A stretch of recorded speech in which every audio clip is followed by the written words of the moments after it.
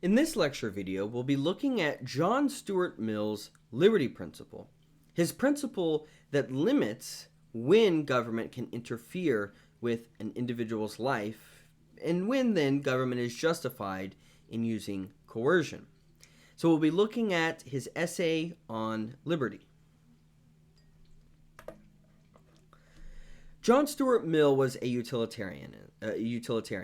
Famously wrote the essay Utilitarianism, which kind of was a further development of utilitarian thinking from Jeremy Bentham. So utilitarianism is a branch of ethics of consequentialism. And consequentialism basically says one ought to do what produces the best consequences. Now, what actually determines what are the best consequences? Is it happiness? Is it well-being? These are different conceptions. These are just two, but these are different conceptions because well-being might not necessarily be happiness. It could be a kind of flourishing, and who determines what that is? You know, for Aristotle, flourishing is different from other conceptions of flourishing.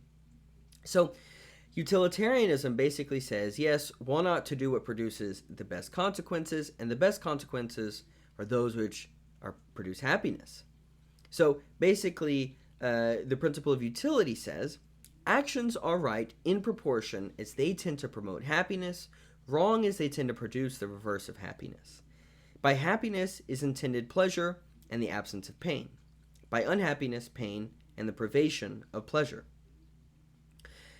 Now, to think about this in terms of politics, utilitarianism would seem to justify the ability to coerce individuals if it makes others happy, such that you could limit the freedom of one individual if it made everyone else happy. It would seem that the principle of utility says that would be morally permissible. So I think we can kind of see some of the problems. Can you just say that the ends justify the means? That if you create a happier society in the long run, it's okay if you commit atrocities in the short term. So John Stuart Mill sets out in his essay on liberty to try and argue, no, that's actually not necessarily the case. That utilitarianism also is a defender of individual liberty. So the question is, when can an individual or government be justified in using coercion? Is it the case that the ends always justify the means? Or how can we actually preserve liberty? How can you be a utilitarian and say, no, there are individual rights? And Mill basically says that, well, we can't use another's own good as a justification. We can't say, you have to do X because it's for your own good. You'll benefit from it in the long run. In the same way that a parent does that to a child. You know, this is known as paternalism. The kind of practice that says someone else can dictate what another person has to do because they can see it's in their own best interests, even if the individual being forced to comply doesn't see that. But Mill says we can't use another's own good as justification for coercion, since over himself, over his own body and mind, the individual is sovereign. Only the individual can determine what they really believe, whether they think something is true or not, whether they find something to be normative, that they ought to follow something or not. Yes, we can externally coerce people, but you can't actually, through that coercion, make it such that people really believe that, and they will act from their own interest, which is, ideally, you may be speaking in terms of kind of utopianism. We would want that. We would want everybody to not simply do what is right, but also to recognize that it is right. But that just isn't how people are. So if we can't simply appeal to paternalism and say the government is justified in, for example, making people get vaccinated because it's in their own interest to be vaccinated, when is government justified in using coercion? And this is where Mill develops what he calls the harm principle. He says the sole end for which mankind are warranted, individually or collectively, in interfering with the liberty of action of any of their number is self-protection. And so the only purpose for which power can be rightfully exercised over any member of a civilized community against his will is to prevent harm to others. So basically, just because I mentioned vaccines, the harm principle would say the government cannot force you to get a vaccine for your own good. But the government can force you to get vaccinated in order to prevent harm to others. So if by being vaccinated you won't spread the disease to others. So the harm principle basically says, look, individuals are going to be left up, to determine whatever they want to do, pursue whatever they want in life, as long as they don't harm others, as long as they don't cause suffering and reduce the happiness of others. So Mill says there are three regions of liberty: liberty of conscience, liberty of tastes and pursuits, and liberty of association. Liberty of conscience is basically, right, the freedom of thought, the freedom to form our own beliefs. He says liberty of thought and feeling, absolute freedom of opinion and sentiment on all subjects, practical or speculative, scientific, moral, or theological. This is the first region wherein the harm principle is to protect. The freedom, the ability for one to have their own beliefs. Again, as long as, right, those beliefs don't prevent other people, as long as those beliefs don't make others suffer. The second region is liberty of tastes and pursuits. He says, framing the plan of our life to suit our own character, of doing as we like, subject to such consequences as may follow. So the difference here is that liberty of conscience concerns what we think, and liberty of tastes and pursuits is the freedom to choose what we desire, what we want to do, what our goals are. The third region is liberty of association, the freedom to unite for any purpose not involving harm to others, the persons combining being supposed to be full age, and not forced or deceived. So basically, right, we have the freedom to enter into any kind of association, right? This could be to join a sports team, maybe to go gambling into a casino or something like that, as long as by doing that we don't cause harm to others. So we have a freedom to think, a freedom to pursue our own life plans, and a freedom to interact and unite with other human beings accordingly.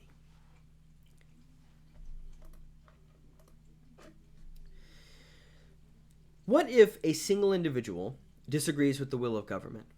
What if the government says, just because I've mentioned vaccines, you have to get the flu shot, for example. Let's say that was mandated. Would that government be right in silencing that individual? Or let's say not the flu shot, let's say actually polio. The polio vaccine, which we know prevented the spread of polio. Would a government be right in silencing that individual who's speaking out saying, no, the polio vaccine actually, harms people, potentially kills them, and things like that? They would say, try to convince people not to take the vaccine.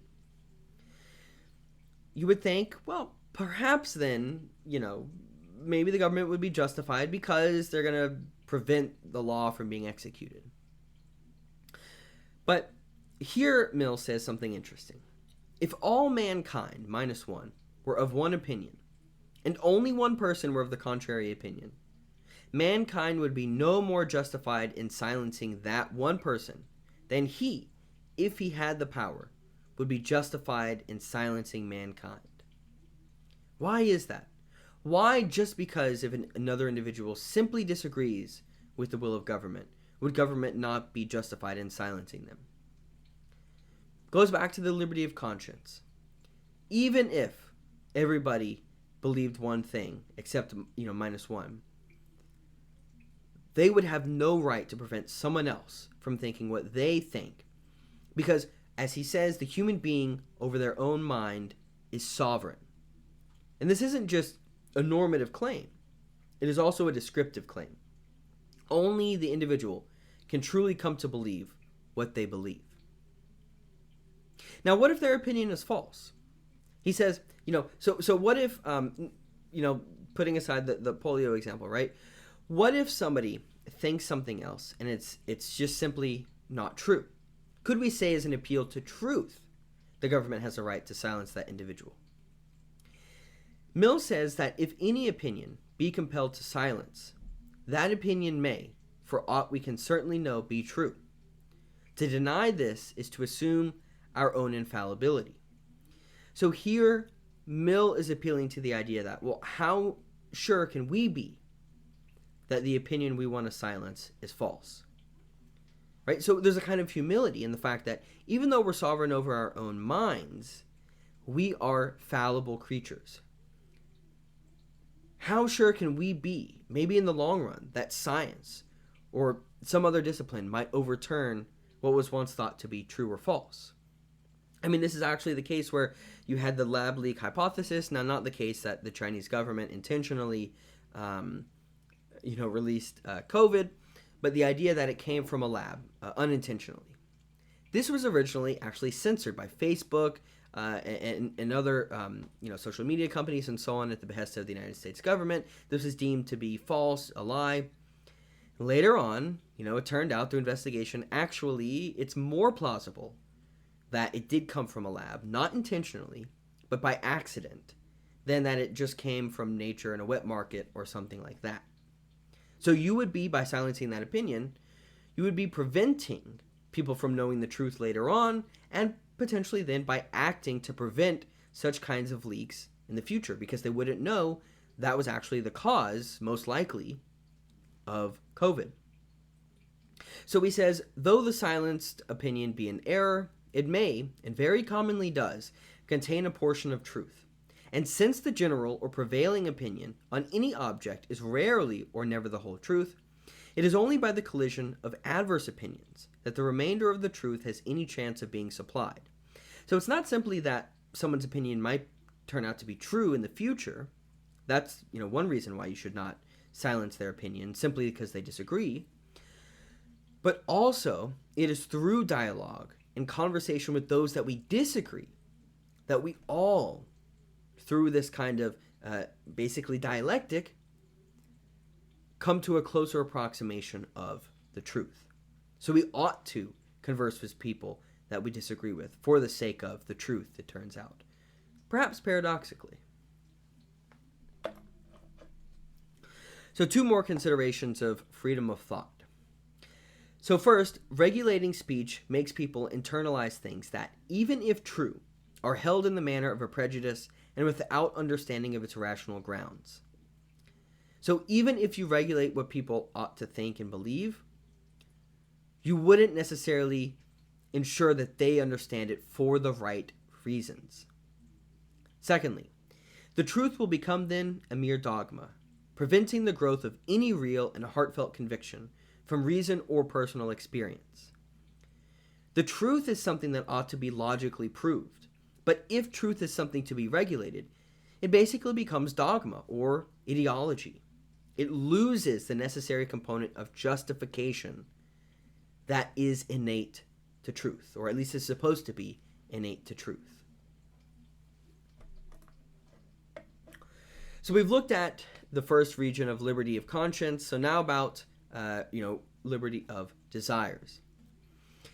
So Mill says basically the same reasons which showed one's opinions must be free also show that one should be allowed without coercion to carry these opinions into practice, even if they come at a personal cost, granting that they do not cause harm to others. So even if we would say that, okay, yes, one ought to be able to believe what they want, even if it's false, we might think, but that doesn't mean they should be allowed to act on them. Because one might appeal to the fact that they might hurt themselves. It might be worse for them in the long run. Perhaps like, not getting the flu vaccine or something like that, right? Could hurt them in the long run. But Mill says human nature is not a machine to be built after a model and set to do exactly the work prescribed for it, but a tree which requires to grow and develop itself on all sides, according to the tendency of the inward forces which make it a living. That in the same way we would say the human being over their own mind is sovereign, the human being over their own actions as well is sovereign, as long as they don't cause harm to others. That we are not right to try and say we are better than someone else, and we can then treat them as a child, even if we know that what they believe is false, and even if we know that them following through with those actions, with their beliefs, will cause them harm. Because what it means to be a human being is to be able to pursue and to take risk. The harm principle then guarantees a right to individual expression and a kind of pluralism among human beings, that there are different beliefs and there are different practices and different cultures. That is part of what it means to be a human being. And happiness can be realized in these different cultures and in these different habits and different pursuits. But even if happiness can't be realized in some of them, the government isn't justified in preventing that person from pursuing them merely because it causes harm to themselves.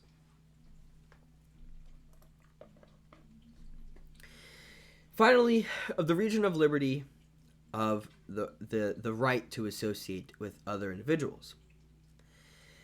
So Mill says that because everyone receives a benefit from living in society, everyone must return the benefit by observing a certain line of conduct towards the rest. This is in three ways. First, not injuring the interests of another which they have a right to.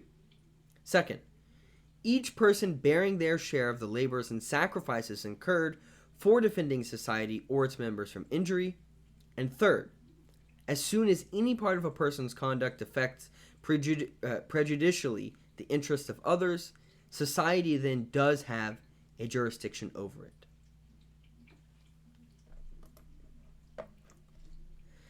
So I want to end this brief account of the liberty principle by asking a question. What about the case of online disinformation?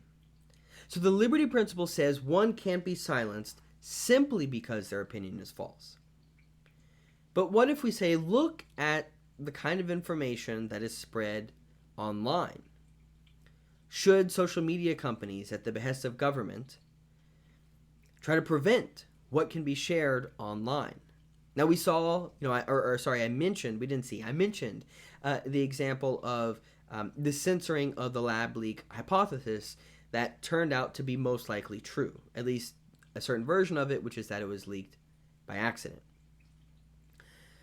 How would you go about then trying to prevent maybe a lab leak hypothesis that is more racist, to say, well, the Chinese people, you can't be trusted, they're nefarious, right? Which was one of the things that was going on at the time, at the very early parts of the pandemic. Would the government be justified in preventing that kind of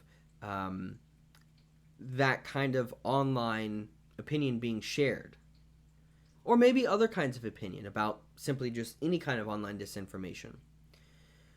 Would it be justified for others online to even, spread what could be determined as hate speech? Would the harm principle say hate speech should be outlawed, or that online disinformation ought to be outlawed?